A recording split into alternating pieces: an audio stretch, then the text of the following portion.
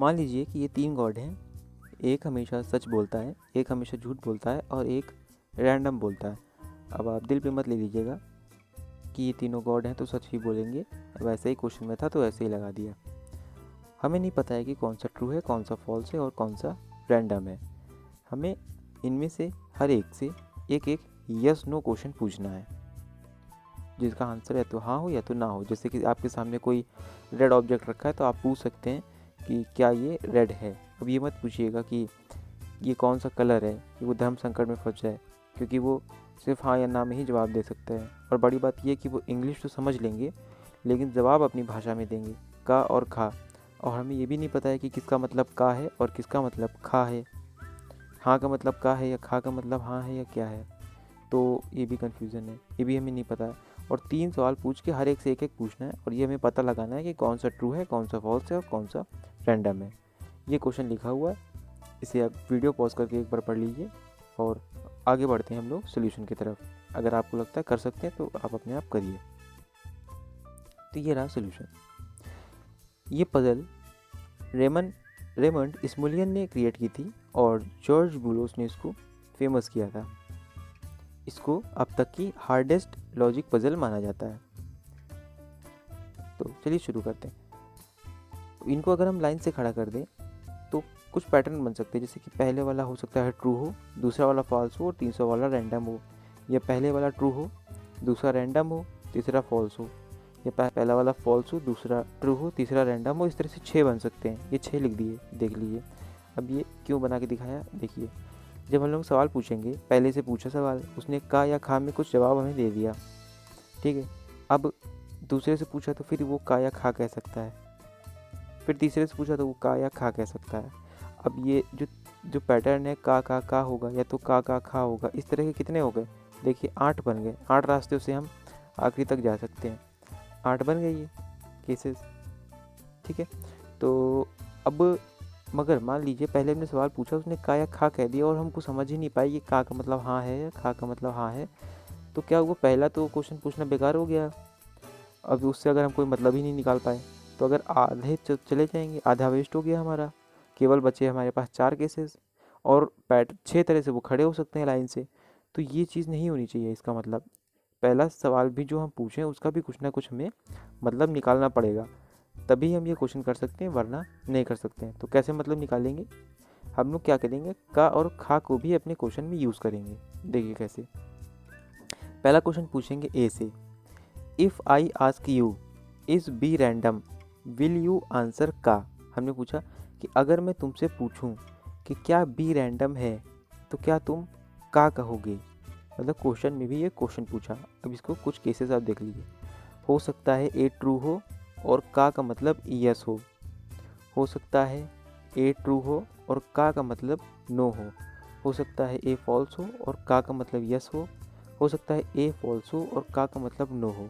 और 5वां केस बन सकता है ए रैंडम हो और का फिर इसमें कुछ भी मतलब हो तो कोई फ़र्क नहीं पड़ेगा, क्योंकि रैंडम वाला तो कुछ भी बोल सकता है, ठीक है। अब बी, क्योंकि बी भी आ रहा है क्वेश्चन में, और बी हो सकता है सच में रैंडम हो या हो सकता है रैंडम ना हो। बी के भी 2 केसेस हो सकते हैं। तो एक एक केस को सॉल्व करते हैं। तो सबसे पहला केस है ए ट्रू है और का मतलब है यस। तो क्वेश्चन क्या बनेगा, मैं एक सच्चे गॉड से पूछ रहा हूँ कि क्या अगर मैं तुमसे पूछूं कि क्या बी रैंडम है तो क्या तुम हाँ कहोगे, ठीक है। अब वो चूँकि सच है, सच बोलता है, और बी सच में रैंडम है तो वो तो हाँ ही कहेगा। और यहाँ पे हाँ किसका मतलब है, का। तो पहले वाले में बी इज़ रैंडम के नीचे आ गया का और बी इज़ नॉट रैंडम के नीचे आ गया खा। अब दूसरे केस में देखिए, फिर से ए ट्रू है और का मतलब नो है। फिर मैं अगर इससे सच में पूछता कि क्या बी रैंडम है तो ये क्या कहता, ये कहता कि हाँ बी रैंडम है, और हाँ का यहाँ पे मतलब क्या होता, खा, ठीक।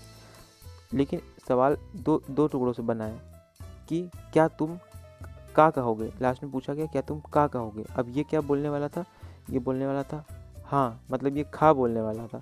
तो ये क्या बोलेगा, नहीं मैं का नहीं कहूँगा, मैं मतलब ना बोल देगा, ये कह देगा नो। नो का मतलब का है, तो 20 रैंडम के नीचे आ गया का और 20 नॉट रैंडम के नीचे खा आ गया। फिर से यही हो गया। इसी तरह से 2 केस बचे, ये अब अपने आप लगा के देखिए, और ना समझ में आए तो कमेंट्स में पूछिए। ये हर केस में ये इस तरह से 20 रैंडम के नीचे का आ गया, अपने आप करके देखिए आप, ठीक है। और 5वें केस में ए रैंडम है, तो ए अगर खुद ही रैंडम है तो बी कहाँ से रैंडम हो जाएगा, तो इसके नीचे तो मैंने कोई आंसर नहीं लिखा हुआ है। और अगर बी रैंडम नहीं है तो ये का और खा कुछ भी बोल सकता है, ठीक है, इसका कोई फ़र्क नहीं पड़ने वाला। चलिए, यहाँ से क्या समझ में आता है कि अगर ए का बोल रहा है, इस क्वेश्चन के जवाब में अगर ए का बोल रहा है तो ये बात पक्की है कि सी रैंडम नहीं है, रैंडम क्योंकि बी ही होगा। फिर देखा था ना आपने, 20 रैंडम के नीचे का ही का लिखे हुए थे, ठीक है। और उसकी जगह अगर ए जो है खा बोल रहा है, तो खा बोल रहा है तो ये बात पक्की है कि बी रैंडम नहीं है, या तो ए खुद ही रैंडम है या तो सी रैंडम होगा फिर, ठीक। तो ये 2 मतलब निकल के आ गए। इस चीज़ से हमें ये पता चल गया कि कौन सा रैंडम नहीं है, ये चीज़ हमें पता चल गई, ठीक है। अब ये जो रैंडम नहीं है वो या तो ट्रू होगा या तो फॉल्स होगा। इससे हमें क्वेश्चन पूछना है, जो भी हमें मिला उससे हमें क्वेश्चन पूछना है, डज का मीन्स यस, क्या का मतलब हाँ है। तो अगर वो का बोलेगा तो इसका मतलब वो सच बोल रहा है, वो सच वाला है। और अगर वो खा बोलेगा तो इसका मतलब वो झूठ बोला है। कैसे, देखिए, अगर हम पूछते हैं, मान लीजिए का मतलब हाँ हो, ठीक है, और अगर हम पूछते हैं कि क्या हाँ का मतलब हाँ है, अब एक सच्चे इंसान से ये चीज़ पूछें कि क्या हाँ का मतलब हाँ है, तो वो क्या बोलेगा, यस, हाँ, है ना। और का मतलब हाँ है तो का आंसर देगा वो। अभी हम उससे पूछें कि क्या ना का मतलब हाँ है, तो वो क्या बोल देगा, वो नो बोलेगा, ठीक है।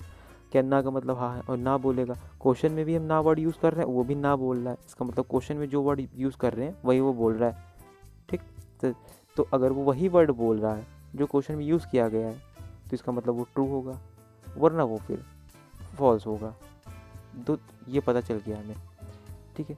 तो we know the identity of any one of them whether he is true और फॉल्स। तो इससे हमें पता चल गया, एक का पता चल गया कि वो ट्रू है या फॉल्स है, ये बात हमें पक्की पता चल गई। और दूसरी चीज़ हमें ये पता चल गई कि कौन सा रैंडम नहीं, ये तो जो रैंडम नहीं था उसी के बारे में हमें पता चल गया कि वो ट्रू है या फॉल्स है। तो एक का हमें पक्का पता चल गया। अब बाकी इसमें हमें पता लगाना है कि कौन सा दूसरा वाला रैंडम नहीं है, इसमें से कौन सा।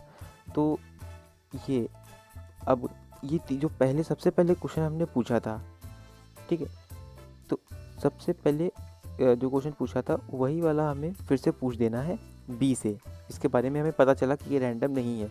तो इस बार होगा क्या, इस बार जो आखिरी वाला केस था वो हट गया, केवल 4 केस बचे, क्योंकि वो खुद रैंडम नहीं हो सकता। पहले 5 केस बन रहे थे कि ए भी रैंडम था, अब 4 ही केस बने क्योंकि वो रैंडम हो नहीं सकता। और पिछली बार जिस तरह से हमने पता किया था, इस बार भी सेम उसी तरह से हमें पता चल जाएगा कि ए रैंडम है या नहीं है। और लेकिन इस बार वो खुद रैंडम होगा नहीं, तो एक केस नीचे का हट गया, हमें डायरेक्ट आंसर मिल जाएगा।